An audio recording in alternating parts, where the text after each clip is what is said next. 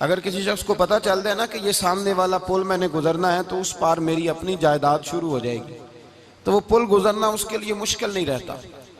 اگر کسی کو پتہ چل جائے کہ بس یہ 2 سڑکیں ہیں میں نے عبور کرنی ہے، پھر میرے لیے سفر آسان ہو جائے گا، تو وہ جھٹ پٹ گزر جاتا ہے، نہ دھوپ دیکھتا ہے، نہ تھکاوٹ دیکھتا ہے، نہ رش دیکھتا ہے، نہ گاڑیوں کی ریل پیل دیکھتا ہے، گزر جاتا ہے۔ اللہ کریم نے فرمایا بندہ مومن جان لے، اگر میں تجھے ایک مشکل دوں گا تو میں تجھے کتنی آسانیاں، چلے سارے بول دیں کتنی جی، کتنی اللہ تعالیٰ آسانیاں دے گا؟ 2 آسانیاں۔ ہم لوگ اچھا جب ہمارا ذہن بن جاتا ہے نا کمزوری کا، ہمارا جب مزاج بن جاتا ہے مایوسی کا، پھر معاملہ ذرا ہمارے لیے گمبھیر ہو جاتا ہے۔ اگر ہم یہ ذہن بنائے نا کہ مشکل میرے اللہ کی طرف سے آئی ہے تو وہ مجھے آسانی بھی ضرور عطا کرے گا، تو پھر اللہ ضرور ہی آسانیاں عطا فرماتا ہے۔ اور جو مشکلات زندگی میں آتی ہیں نا، حضرت مولا علی شیر خدا رضی اللہ تعالیٰ عنہ کا بڑا خوبصورت فرمان ہے۔ حضرت علی فرماتے ہیں جب تجھے مشکل آتی ہے تو وہ تجھے رب کا پتہ بتانے آتی ہے، وہ تجھے اللہ کا پتہ بتاتی ہے، اس لیے کہ جب تو سارے اسباب کر لیتا ہے، جو ضرورت ہوتی ہے پوری کرتا ہے، تندرست ہو کے وہ کام کرتا ہے، پھر بھی کام نہیں ہوتا، تو اس کا مطلب ہے کرنے والا تو نہیں، کرنے والا کوئی اور ہے جو کام کرنے والا۔ تو بھائی مشکلات کے بعد جو اللہ آسانی دیتا ہے، حضرت ابراہیم کو آگ میں بھی پھینکا گیا، حضرت ابراہیم علیہ السلام کو ستایا بھی گیا، نکالا بھی گیا، لیکن جب ان مشکلات سے گزرے تو میرا رب فرماتا ہے وَإِذِ ابْتَلَىٰ إِبْرَاهِيمَ رَبُّهُ بِكَلِمَاتٍ فَأَتَمَّهُنَّ قَالَ إِنِّي جَاعِلُكَ لِلنَّاسِ إِمَامًا، کہا جب ابراہیم پورے اترے تو پھر ہم نے انہیں امام بنا دیا۔ یا اللہ کس طرح کی امامت دی؟ فرمایا میں نے اتنی اعلیٰ شان عطا کی ہے کہ اپنے لاڈلے رسول کو جناب ابراہیم کی نسل میں پیدا فرما دیا ہے، میں نے مصطفیٰ کو ان کی نسل میں پیدا کر دیا، قیامت تک کے لیے ان کا وقار بڑھا دیا۔ اللہم صلی علی محمد وعلی آل محمد کما صلیت علی ابراہیم وعلی آل ابراہیم، ان کی عظمت بڑھا دی، اس لیے کہ جب وہ آزمائش سے گزر کر کے آئے پھر جو آسانی دی۔ میرے نبی پاک صلی اللہ علیہ وسلم نے دین ابراہیمی کی بہت ساری چیزوں کو رکھا، کہا میں ملت ابراہیمی پہ ہوں۔ جب کوئی مشکلات کو عبور کر کے آتا ہے، جب کوئی تکلیفیں سہ کر کے آتا ہے، اس کے لیے جو اجر ہوتا ہے، اس کے لیے جو پھر اللہ کتنی ذرا بڑی توجہ کیجئے گا۔ لوگ سمجھتے ہیں فلاں آدمی مشکل میں ہے تو شاید مشکل میں ہی رہے گا، فلاں آزمائش میں ہے تو شاید میرا اللہ فرماتا ہے ایک مشکل دے کے میں 2 آسانیاں بھی دوں گا۔ تم مشکل دیکھ رہے ہو، مشکل نہ دیکھو، وہ جو اس کو بعد میں آسانی آنے والی ہے، اور ڈبل جو میں اس پر نعمت کرنے والا ہوں اس کو دیکھو۔ حضرت یوسف کو بھائیوں نے کنویں میں ڈال دیا تھا، اور جب کنویں سے نکلے تو مصر کے بازاروں میں بکے، اور پھر زلیخا نے الزام لگایا تو حالات بگڑ گئے، حضرت یوسف کو جیل جانا پڑا۔ کتنی کٹھن زندگی تھی، لیکن میرے مالک کو کچھ اور ہی منظور تھا۔ کنویں میں گرنے والے، بازار میں بکنے والے، جیل میں جانے والے، الزام لینے والے جناب یوسف کو رب کریم نے اسی مصر کا بادشاہ بنا دیا، اللہ پاک نے اسی مصر کا حکمران بنا دیا۔ یاری تیری سونا پر ازمیشاں تیریاں اگ، اے سونا پرکھیا جاوند آئی پہلو نال اگاں دے لگ، اس کے لیے تھوڑا سا جتن کرنا پڑتا، تھوڑے کٹھن حالات سے گزرنا پڑتا، تھوڑی آزمائشوں کا روپ دیکھنا پڑتا۔ ہم چاہتے ہیں کہ ہمیں چھیڑے کوئی نہ کوئی تکلیف نہ آئے، کوئی آزمائش، یہ ہو نہیں سکتا میرے بھائی، نامی کوئی بغیر مشقت نہیں ہوا، 100 بار جب عقیق کٹا تب جا کر نگی ہوا۔ ہم چاہتے ہیں کہ ہمیں کچھ بھی دقت نہ آئے، مشکلات نہ آئے، اور مشکلات تو انسان کو سنوارتی ہیں بھائی، وہ تو نکھارتی ہیں۔ کبھی پوچھا کرو جا کر کے کسی گندم کے دانے سے کہ تو کہاں سے ہو کے آیا ہے، کہاں سے نکل کے آیا ہے، تو وہ بتلائے گا کہ بڑے مشکل مراحل سے گزرا ہوں، اور پھر اللہ نے مجھے طاقت دی ہے کہ میں انسان کے وجود کا حصہ بناؤں۔ تو بھائی کٹھن مراحل، آزمائشیں، تکلیفیں، یہ انسان کو بڑا انسان بنا دیتی، یہ اس کے لیے ترقیوں کا پیش خیمہ ہوتی۔ ہمارے جوان پریشان ہو جاتے ہیں، عورتیں خاص کر کے اس بات پہ توجہ کریں، وہ بڑی جلدی غم لے جاتی ہیں، وہ کہتی ہیں جانے میرا کچھ ہوگا ہی نہیں، جانے میرا کچھ ہو ہی نہیں سکتا۔ میرے بھائی درجنوں اور بیسیوں لوگ ایسے ہیں جن کی اولادیں نہیں تھی، لیکن نام ان کا ان سے بھی زیادہ ہے جو بڑے بڑے صاحب اولاد۔ حضرت خواجہ معین الدین اجمیری کو جانتے ہیں آپ لوگ؟ نہیں، جو جانتے ہیں وہ بولیں۔ جانتے ہیں جی؟ لو جی، کافی سارے جانتے ہیں، تھوڑے جی رہ گئے مگر جانتے ہیں نا خواجہ صاحب کو؟ ان کے کسی بیٹے کو جانتے ہوں؟ نہیں جانتے، نہیں جانتے، نہیں جانتے آپ ان کے بیٹے کو۔ حضرت خواجہ معین الدین اجمیری رحمت اللہ تعالیٰ علیہ کے بیٹے کو نہیں جانتے، لیکن ویسے آپ ہندوستان میں کسی آدمی کو چھیڑ کے دیکھیں وہ کہے گا میں خواجہ صاحب کا روحانی بیٹا ہوں۔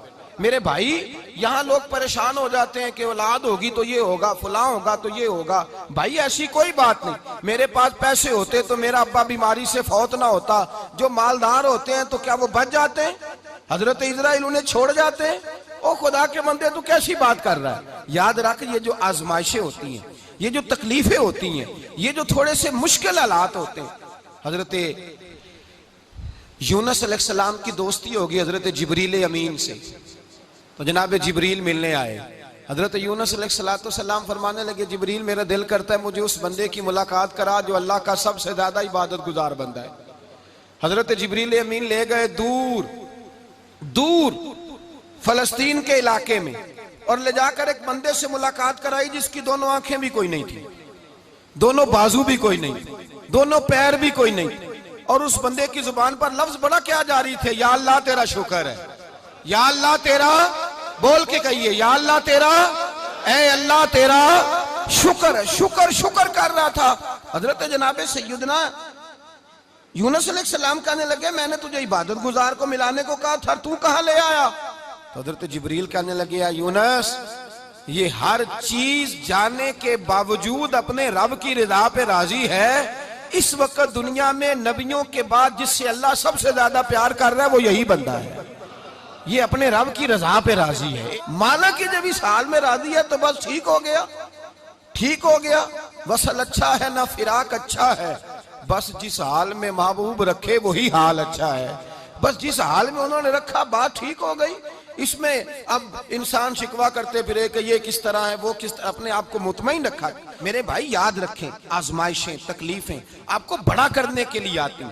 ہم آزمائش کو برا جانتے ہیں، دکھ کو برا جانتے ہیں۔ دکھ تو بڑے پیارے ہوتے ہیں، یہ رونے کا سلیقہ سکھاتے ہیں، یہ اللہ کو منانے کا طریقہ سکھاتے ہیں، یہ مسجد میں جانے کا۔ وہ جو سکھی بندہ ہے نا سکھی، مجھے ایک صاحب کہنے لگے دو قسم کے لوگ مدینے سے آتے ہیں، مدینہ شریف پوچھنے لگے، کہنے لگے حضرت جی دو قسم کے بندے ہیں، کچھ واپس جاتے ہوئے تڑپ رہے ہیں، کچھ تصویریں کھینچ رہے ہیں رخصتی کے وقت، فرق کیا ہے؟ تو میں نے کہا وہ جو تصویریں کھینچ رہا ہے وہ امیر آدمی ہے، اسے پتا ہے کہ میں پھر ٹکٹ لے لوں گا مہینے کے بعد پھر آ جاؤں گا، اور یہ مدینہ چھوڑتے ہوئے تڑپ رہا ہے یہ کوئی غریب ہے، یہ کہہ رہا ہے پتہ نہیں دوبارہ موقع ملے کہ نہ ملے، یہ دکھی ہے۔ یہ آزمائش میں دکھی سکھی بندہ تو مکے جا کے نہیں روتا، وہاں بھی کھڑا ہے ڈٹ کے کھڑا، دکھی کوئی نہیں تو روئے کیسے؟ جب آپ کو اللہ مشکل دیتا ہے تو سمجھ لیں رب آسانی دینا چاہ رہا ہے، جب تیز دھوپ آتی ہے تو سمجھ لیں اللہ گرم ہوا گزار کے ٹھنڈی بارش برسانا چاہ رہا ہے، اور جب چاروں طرف سے گھٹن ہو، پنجابی میں کہتے ہیں گمہ لگ جائے، تو پھر سارے بول کے کہتے ہیں اب جو طوفان آئے گا وہ سخت ہی آئے گا۔ اس لیے کہ گھٹن جتنی زیادہ ہوتی ہے پھر فضل بھی اتنا۔ جن لوگوں نے تکلیفیں زیادہ سہی تھی رب نے عزتیں بھی زیادہ ہی عطا فرمائی، جن لوگوں نے تکلیفیں زیادہ سہی نہ انہیں اللہ نے درجہ بھی۔ حضرت بلال حبشی نے بڑی تکلیف سہی، مارا کرتا تھا امیہ، بڑا مارتے تھے، اتنا مارتے تھے کہ موٹے، آپ نے کبھی دیکھے ہیں دیہاتوں میں موٹے موٹے موٹے موٹے پائے ہوتے تھے چار پائیوں کے، موٹے موٹے موٹے موٹے بان کی چار پائیاں اور بڑی چار پائیاں کافر بچھا کے بیٹھ جاتے، اور حضرت بلال حبشی کے پیر ان کے نیچے رکھ دیتے، ہاتھ ان کے نیچے رکھ دیتے، آگ لوہا گرم کر کے اس کے اوپر ننگے بدن لٹا دیتے۔ مکے نے بڑی آزمائشیں دیکھی، پھر اسی مکے نے مدینے نے عجیب رنگ دیکھا کہ میرے نبی معراج سے واپس آئے، اور حضور نے عظمت دی، فرمایا بلال یار تیرا بڑا مقام ہے، تو مدینے میں چل رہا تھا اور میں جنت میں تیرے قدموں کی آواز سن رہا تھا۔ عبداللہ مزنی حضور کے غلام تھے، قبیلہ مزن کے رہنے والے، والد فوت ہو گئے، چچا نے پالا تھا، اسلام قبول کر لیا۔ چچا اسلام کا بڑا دشمن ہے، حضور کا نام آئے تو جلال کرتا ہے، حسد اور بغض میں جل جاتا ہے، بڑی اسلام کے ساتھ دشمنی اور عناد رکھتا ہے۔ حضرت عبداللہ کہتے ہیں پہلے تو میں عشق رسالت کو دباتا رہا، پھر یہ چنگاری شعلہ بن گئی، پھر کہ یہ ہلکا سا جذبہ سمندر اور صحرا کا روپ دھار گیا۔ فرماتے ہیں ماں تھی اور میں تھا، میں گیا جا کے چچا سے کہا میں نہیں رہ سکتا. کہاں جائے گا؟ تو میں نے دھیمے لہجے میں کہا میں مدینے جاؤں گا. اب میں رسول اللہ کے مدینے جاؤں گا, اب میرا گزارا نہیں ہوتا, اب میں جاؤں گا. کہتے ہیں چچا کہنے لگا اچھا تو وہاں جائے گا, تجھے میں نے پالا, میں نے پوسا, وہ مکان میں نے تجھے بنا کے دیا, تیری جیب میں جو پیسے ہیں میرے دیے ہوئے ہیں. کہتے ہیں میں نے کہا چچا میں سارا کچھ سوچ کے آیا ہوں, مکان بھی تو رکھ لے, پیسے بھی رکھ لے. کہتے ہیں اس نے ہر چیز رکھوا لی. جب پلٹنے لگا تو چچا کہنے لگا جو کپڑے تو نے پہنے ہیں یہ بھی میں نے خرید کے دیے تھے. حضرت عبداللہ فرماتے ہیں میں نے وہ کپڑے بھی اتار کے دیے. برہنہ حالت میں ماں کے پاس گیا اور میں نے کہا اماں میں پہلے بھی تو ننگا پیدا ہوا تھا, تو نے ہی کپڑے پہنائے تھے, میرا پھر بدن ننگا ہو گیا ہے, کپڑے دے دے. کہتے ہیں 2 بیویوں والے کپڑے اماں نے دیے, ایک میں نے تامت باندھ لی, دوسرا اوڑھ لیا اور مدینے پہنچا. کہتے ہیں جب میں ٹھنڈی رات مدینے پہنچا تو کالے رنگ کے حبشی غلام حضرت بلال دودھ کا پیالہ لیے کھڑے تھے, ہاتھ میں کھجوریں تھی, کمبل تھا. کہنے لگے آجا آجا, مصطفیٰ نے فرمایا تھا قبیلہ مزن سے میرا غلام آ رہا ہے, میں ساری رات سے تیرا انتظار کر رہا ہوں.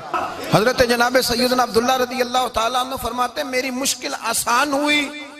فرماتے ہیں مجھے مدینے میں اعزاز مل گیا, مجھے عزت مل گئی, ہر آدمی میری قدر کرنے لگا. گویا